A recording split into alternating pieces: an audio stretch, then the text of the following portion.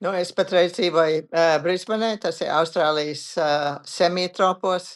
Es piedzimu Latvijā, un mēs bijām mazas, kad mēs izmukām no Latvijas. Tātad mūsu bērnības atmiņas nav saistītas ar saldiem ēdieniem. Bērnības atmiņas ir nu, bēgļu gaitas un tad nometnes Vācijā. Jā, bērnībā vienīgais, ko es ļoti spilgti atceros, man bija 4 gadi, kad mēs atstājām Latviju, un man bija 10 gadi, kad mēs iebraucām Austrālijā. Tātad bērnība pagāja nometnēs. Bet mana vecmamma bija viens tāds cilvēks, kas no nekā varēja uztaisīt brīnumus. Un mana skaista bērnības atmiņa ir, kad mēs ēdām oranžu burkānu maizi ar zaļu nātru zapti. Jo vienīgo, ko varēja dabūt, bija cukurs un burkāni. Un tad mēs gājām, salasījām nātras, un bija ļoti interesanti maltīt. Tā, ka mēs atbraucām Austrālijā,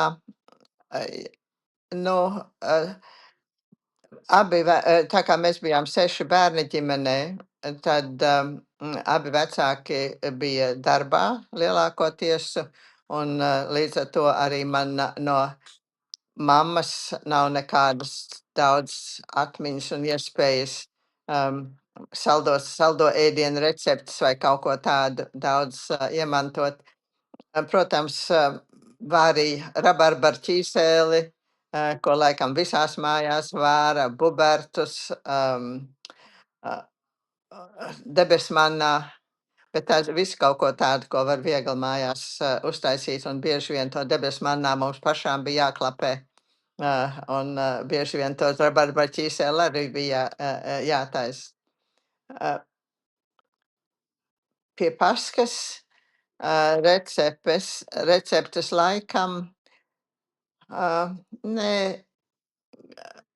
zināt jau par viņu zināju, un iespējams, kad mamma arī kādreiz taisīja, bet galvenokārt to ieviesa mūsu mājā manas māsas vīrmāte, kas bija latgaliete un no katoļu puses, un kas ļoti bieži taisīja, bet viņa taisīja vārīto pasku, sildīto, karsēto pasku.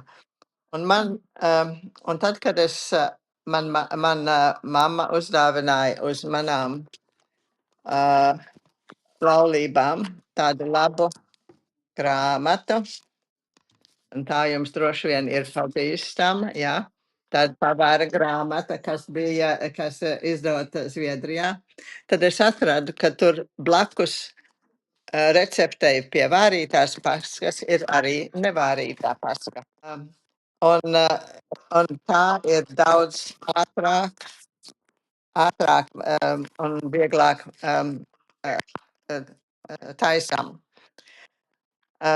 Mamma man teica, ka tradicionāli Latvijā to pasku lika puķpodā. Tātad viņam tā forma bija tāds kā apgāsts puķpods.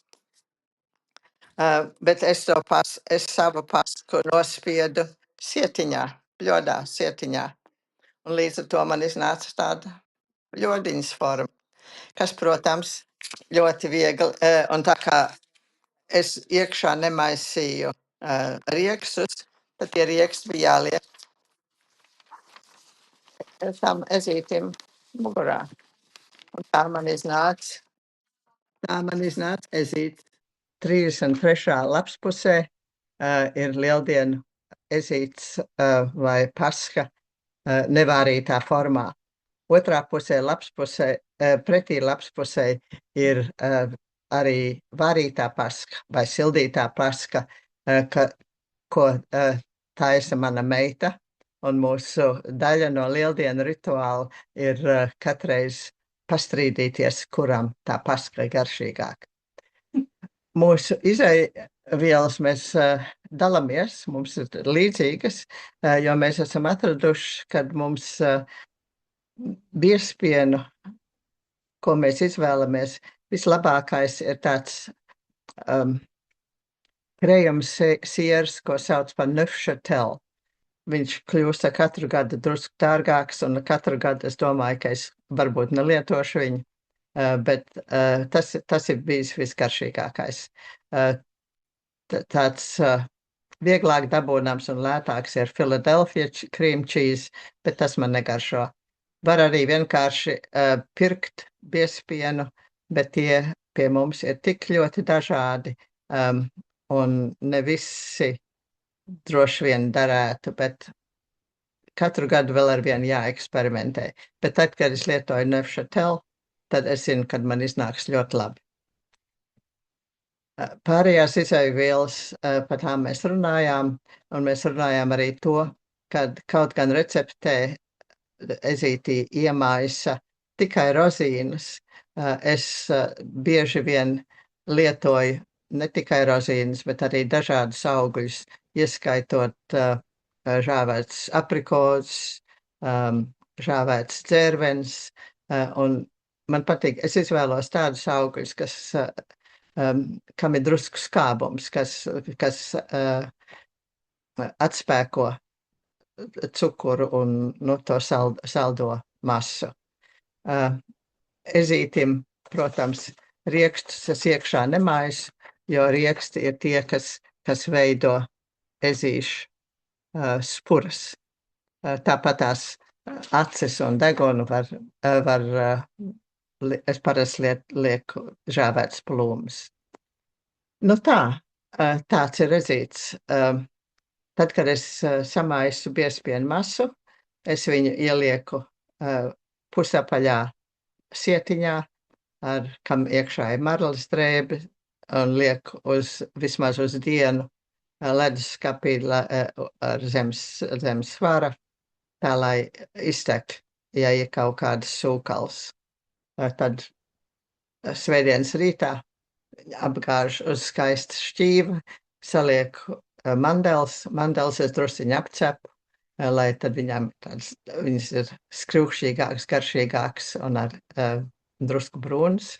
Un tad mēs ejam meklēt olas un taisam lieldienu brokastis. Man liekas, ka ir tāda sajūta, ka latviešu virtuve ir tā, kas ir mājas, kas tā ir tā, pie kā mēs uzaugām, tā ir tā, kas par ko man nav jādomā, kad es tāju, tā kā tās es parasti, izņemot ezīti, bet parasti to es tāju bez receptēm un vienkārši tā kā es zinu, kā jādara.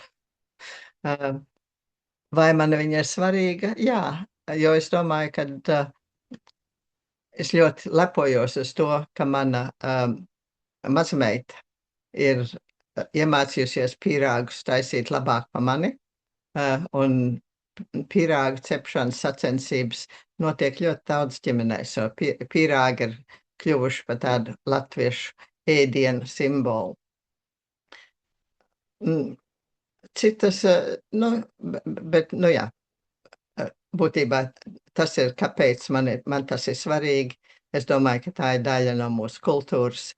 Tā nav varbūt tik svarīga un tik milzīgi pazīstama daļa kā citām lielām valstīm, bet tā ir mūsu un mums mīļa.